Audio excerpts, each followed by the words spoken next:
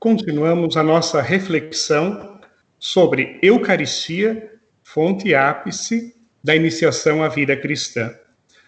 A primeira parte, nós aprofundamos o senso de iniciação cristã em Eucaristia. Agora, vamos tentar aprofundar o significado da Eucaristia e a vivência dela a partir do contexto da iniciação cristã.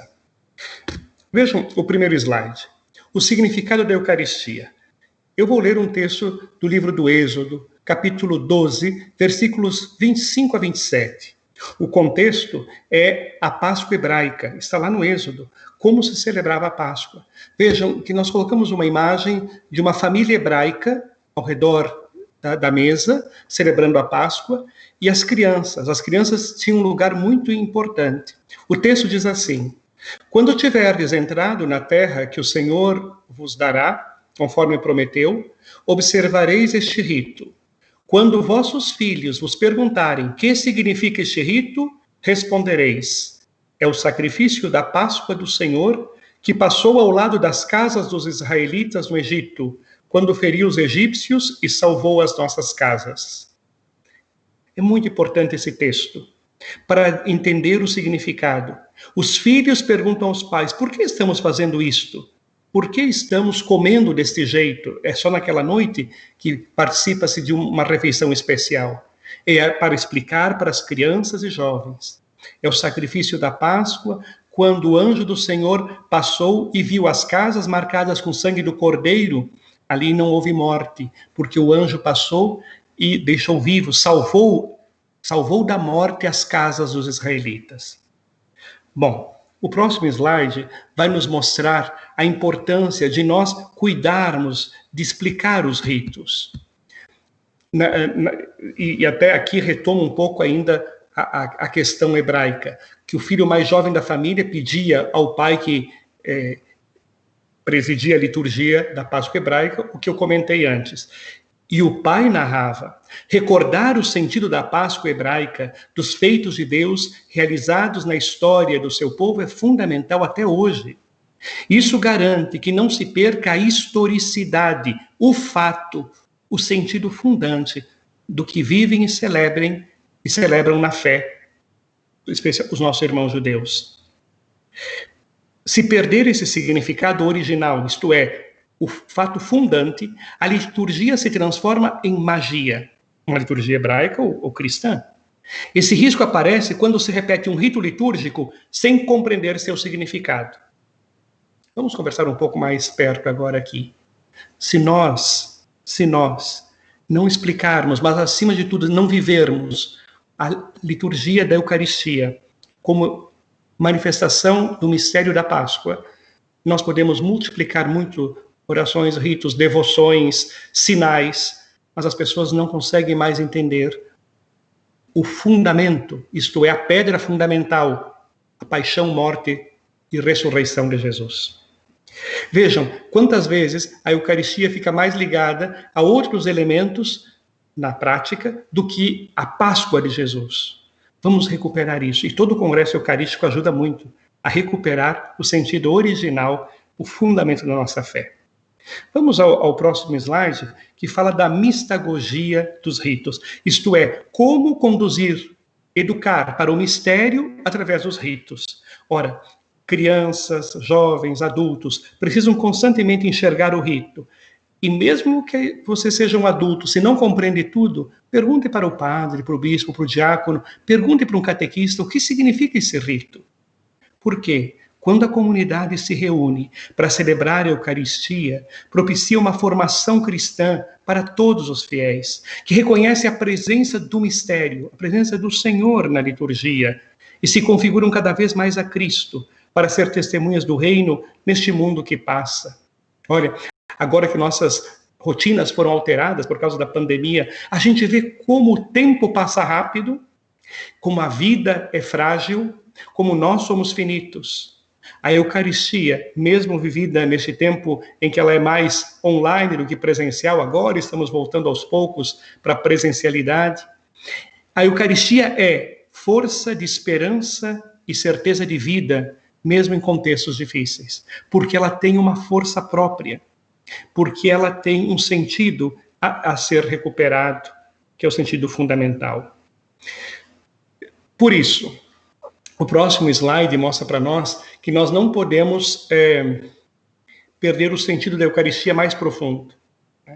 Os ritos e gestos traduzem o significado do que se celebra. Por isso nós temos que resgatar, a partir do Concílio Vaticano II, a mesa da palavra.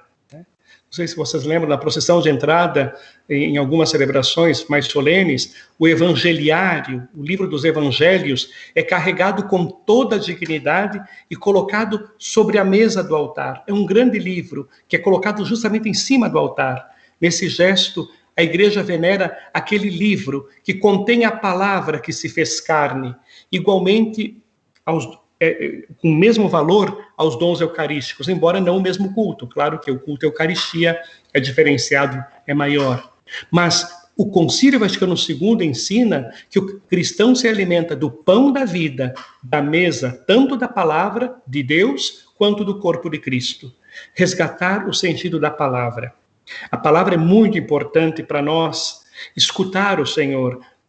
Eu não posso comungar o Senhor sem antes ter escutado sua voz, para que eu saiba também o que Ele quer de mim. Não só o que eu peço ao Senhor. Quantas vezes a Eucaristia, ela nos converte por aquilo que nós ouvimos na palavra do Senhor.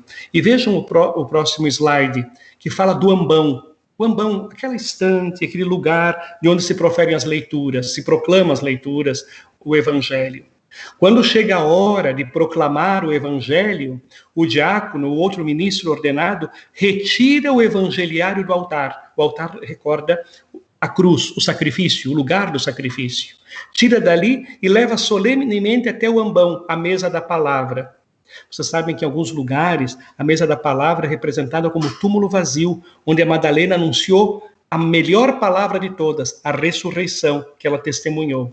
Por isso, se o altar é cruz, o ambão é o túmulo vazio, e nisso se compreende, nesses símbolos e ritos, nesse simbolismo todo, o mistério pascal, morte, paixão, morte e ressurreição do Senhor.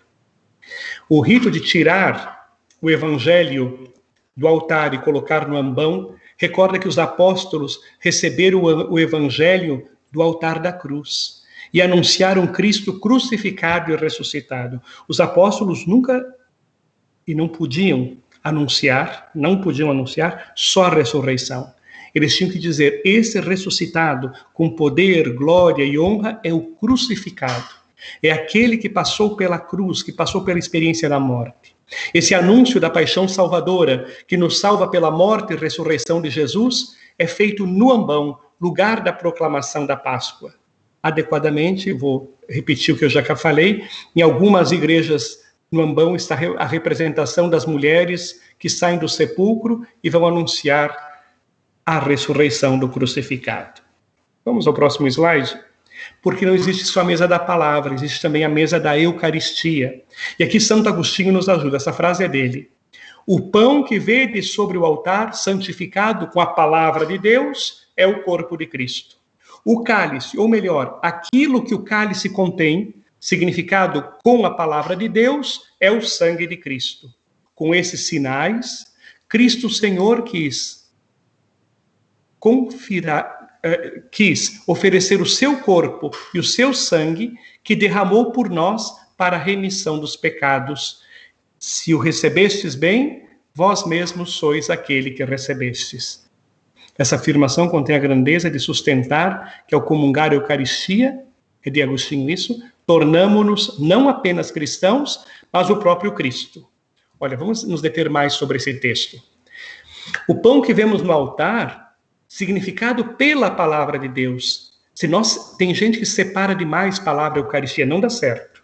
Aquilo que é consagrado no altar deve ter sido escutado no livro santo do Evangelho. O cálice, o sangue, também significado com a palavra de Deus, é sangue de Cristo. E por isso, pão que é corpo, vinho que é sangue, porque o Cristo quis confiar-nos o seu corpo e sangue, para a remissão dos pecados.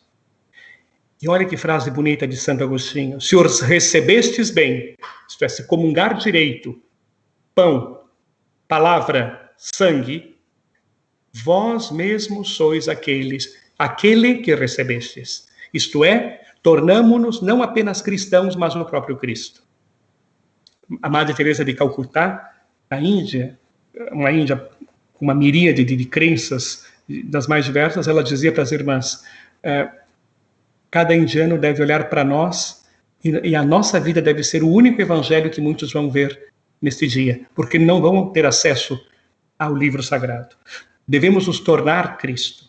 Existe uma canção entre os nossos hinos eucarísticos brasileiros que diz assim: que a graça de Deus cresça em nós sem cessar, e de ti, nosso Pai, vem o Espírito de amor para gerar e formar Cristo em nós. Gerar e formar Cristo em nós, como aconteceu com a Virgem Maria, para que nos tornemos outros Cristos. Claro, todos entendem o que significa isso, não é que somos Cristo, mas nos tornamos cristificados. E assim podemos levar Cristo aos outros. Vamos ao próximo slide.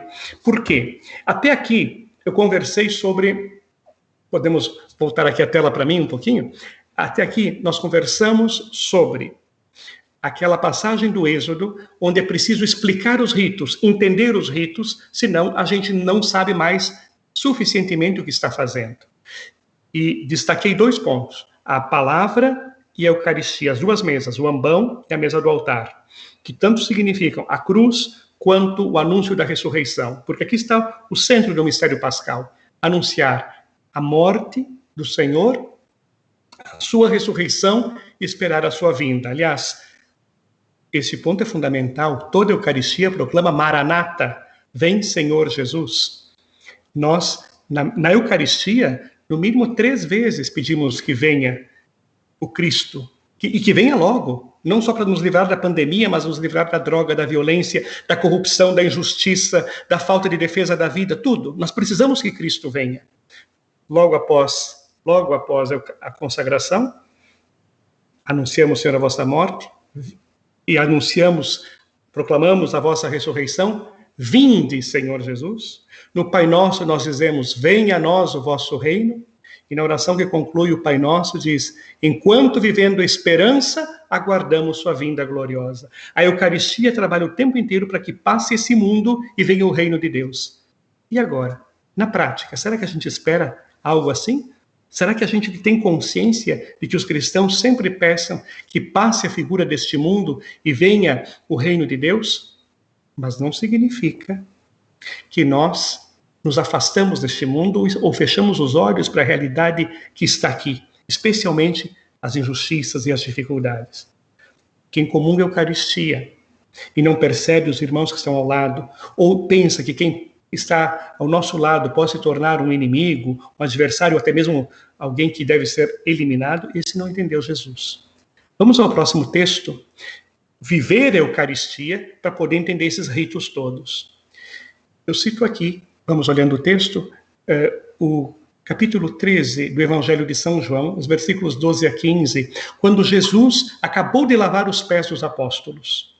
Ele termina de lavar e diz assim: depois de lavar os pés dos discípulos, Jesus vestiu o manto e voltou ao seu lugar, e disse aos discípulos: entendeis o que eu vos fiz? Vós me chamais de mestre e senhor, e dizeis bem, porque isso sou.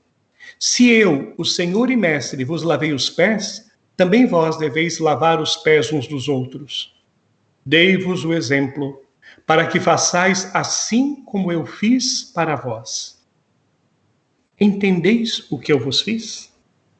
Essa é a pergunta. Vamos ao próximo slide. A pergunta de Jesus aos discípulos nos faz refletir sobre o que ocorreu naquela ceia. O próprio Jesus explica o seu significado e as consequências para a nossa prática, para a nossa vida. Quem entende o que Jesus fez, o que Deus Filho fez por nós, conhece a Deus. O lava-pés é prefiguração da cruz. Naquela hora que ele está lavando os pés, ele está prefigurando o gesto da cruz. O mestre, ao lavar os pés, revela-se servo de tudo, servo de todos. E então se revela Senhor na cruz, quando todos forem atraídos a ele. Servo na ceia, Senhor na cruz, o caminho da humildade, o caminho do serviço. Isto não é secundário, isto é fundamental para entender a Eucaristia. Nós entendemos o que é Eucaristia? Próximo slide nos ajuda. Lavando os pés dos discípulos, Jesus manifesta seu poder e sua sabedoria. Poder que vence o chefe deste mundo. Sabedoria que desvela a mentira. O maligno é mentiroso. Nós vivemos um tempo de tanta fake news de tudo que é jeito, de todos os lados. A mentira sempre é filha do maligno. Cristo vem, revela a verdade. A humildade de Deus que lava os pés de suas criaturas é o fundamento de uma existência nova. Essa frase é muito profunda para entender a Eucaristia. A humildade de Deus que lava os pés das criaturas é fundamento de uma existência nova. Se nós que somos criaturas não somos capazes de aprender com Deus esse gesto, dificilmente entenderemos o que significa Ele ter dado o seu corpo e seu sangue diariamente para o nosso alcance, para a nossa salvação. A ética cristã não deriva de um imperativo moral, mas da experiência pessoal com o Mestre Senhor, que se faz meu servo, que me amou e se entregou por mim. Nós todos vimos a dificuldade de entender algumas realidades deste mundo, desde entender a realidade dos pobres, dos injustiçados, dos encarcerados. Quanta gente que nem quer cuidar nem querem cuidar e ter um olhar compassivo para os presídios. Por outro lado, quanta gente que não entende essa realidade. Nós defendemos a vida contra o aborto sempre.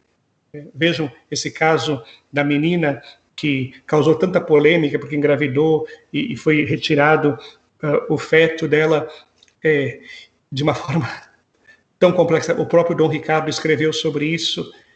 Por que muitos não compreenderam? Por que muitos nos criticam quando nos posicionamos sempre em favor da vida de todos, né? Tanto da mãe, quanto do feto, quanto do bebê, quanto do idoso? Porque a nossa ética não deriva de princípios morais racionais, deriva de um encontro com o Senhor. Aquele que se fez servo, lavou os pés das criaturas, ele é Deus e ele me ensina um novo jeito de viver. Esta é a nova verdade, é a verdade, não existe velha ou nova verdade. Num tempo de pós-verdade, é complicado falar disso. Essa é a verdade da Eucaristia. Deus nos ama e se entrega sempre na Eucaristia como se entregou no Calvário. A Eucaristia é sua nova presença em contínua entrega de amor. Por isso, eu posso amar do mesmo jeito como sou amado. Desculpe se eu sou muito direto aqui. Muita gente não sente o amor de Deus na Eucaristia, por isso não ama os outros. Por isso tem dificuldade de amar o diferente. Por isso não consegue perdoar quem o ofendeu. Por isso não consegue amar até mesmo o inimigo. Jesus, na cruz, disse: Pai, perdoai-lhes porque não sabem o que fazem. A Eucaristia implica isso também. Vejam que comungar não é tão simples assim. Comungar é para se cristificar. Quem comunga tem toda a potencialidade para se tornar, de fato, testemunha de Cristo. O próximo slide fala de Eucaristia, comunidade e testemunho. Jesus, Mestre e Senhor, com sua morte na cruz, salva o ser humano da morte e cura as feridas que o pecado deixa em nós. E é verdade, o pecado deixa feridas em nós. A Eucaristia tem um efeito curativo.